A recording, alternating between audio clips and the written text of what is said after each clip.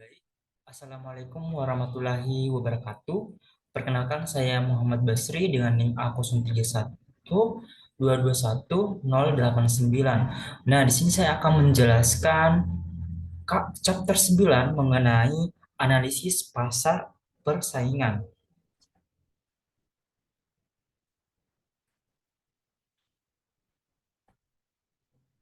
Nah, di slide pertama menjelaskan mengenai eh, surplus konsumen dan produsen.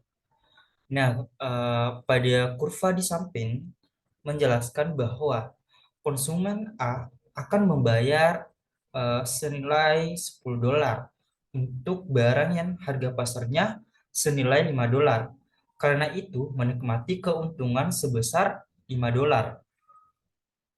Nah, di sini eh, pada kurva tersebut konsumen konsumen B menikmati keuntungan sebesar $2 dan konsumen C yang menilai barang tepat pada harga pasar tidak menikmati keuntungan surplus konsumen yang mengukur manfaat total bagi semua. Total bagi semua konsumen adalah area yang diarsir kuning antara kurva permintaan dan uh, dan harga pasar. Surplus produsen mengukur keuntungan total produsen ditambah sewa untuk input faktor. Nah, next slide ketiga menjelaskan perubahan surplus konsumen dan produsen. Nah, pada kurva di samping menjelaskan harga suatu barang telah diatur tidak lebih tinggi dari Pramax dan berada di bawah harga clearing pasar POH. Keuntungan bagi konsumen adalah selisih antara persegi panjang A dan segitiga B. Kerugian bagi produsen adalah penjumlahan dari persegi panjang A dan segitiga C. Segitiga B dan C bersama-sama mengukur kerugian bobot mati dari pengendalian harga. Next slide keempat menjelaskan mengenai pengaruh kontrol harga ketika permintaan inelastis.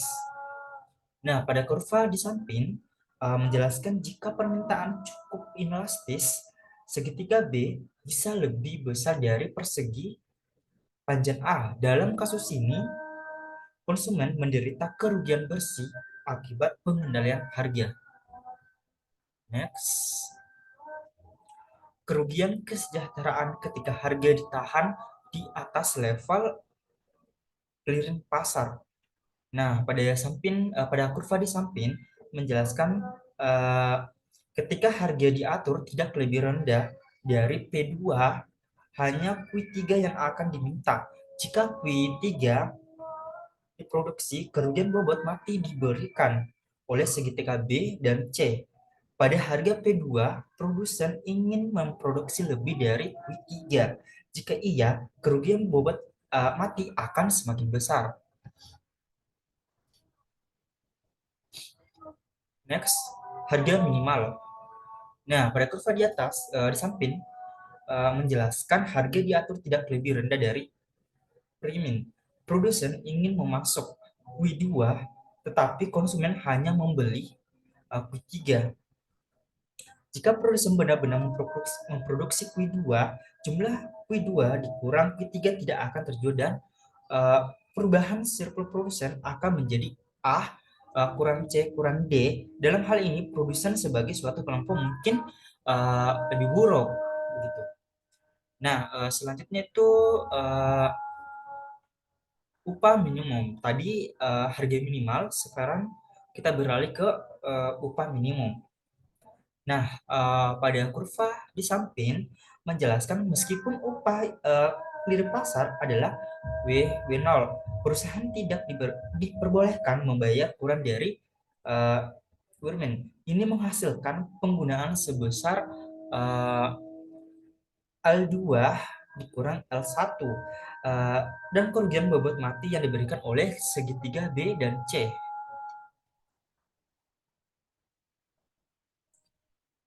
Next, selanjutnya slide ke-8.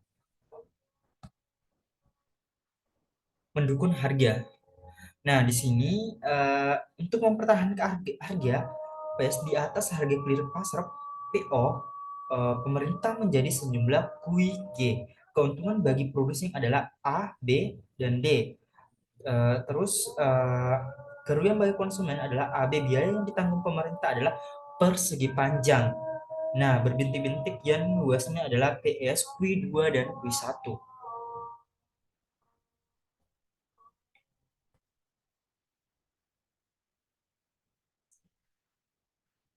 Selanjutnya, pembatasan pasokan. Untuk mempertahankan harga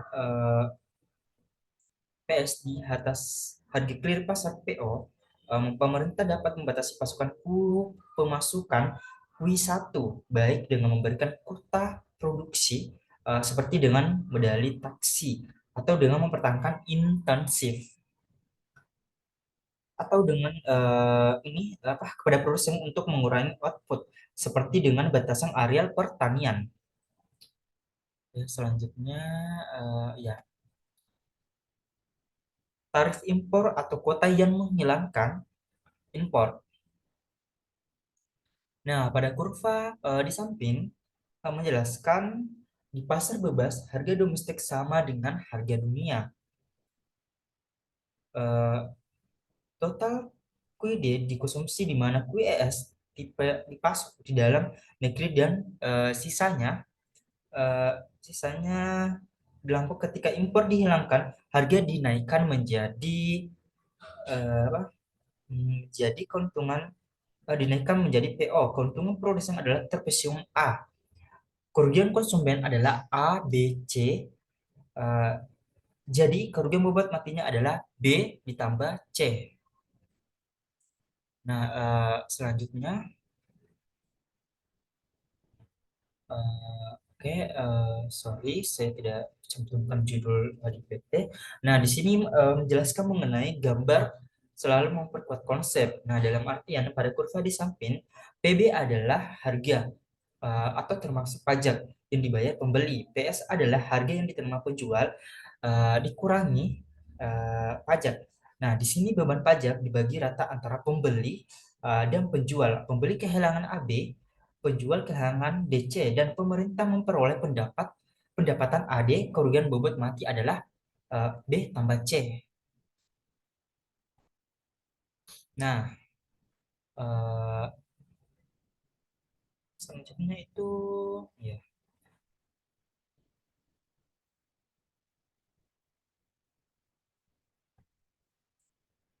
Nah, di sini slide berikut itu menjelaskan dampak pajak bergantung pada elastisitas penawaran dan permintaan. Nah, kita lihat pada kurva di bagian A.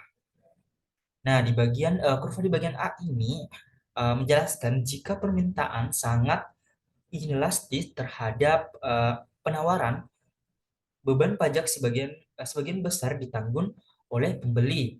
Nah, selanjutnya di kurva bagian B. Nah, jika permintaan sangat elastis relatif terhadap penawaran, sebagian besar jatuh pada seller gitu. Selanjutnya tuh subsidi. Nah, subsidi. Nah, subsidi dapat dianggap sebagian pajak negatif. Eh, Seperti pajak manfaat subsidi dibagi antara pembeli dan penjual, bergantung pada elastisitas penawaran dan permintaan secara relatif. Nah, itulah penjelasan pada eh, chapter 9 mengenai analisis pasar persaingan. Baik, sekian dan terima kasih. Assalamualaikum warahmatullahi wabarakatuh.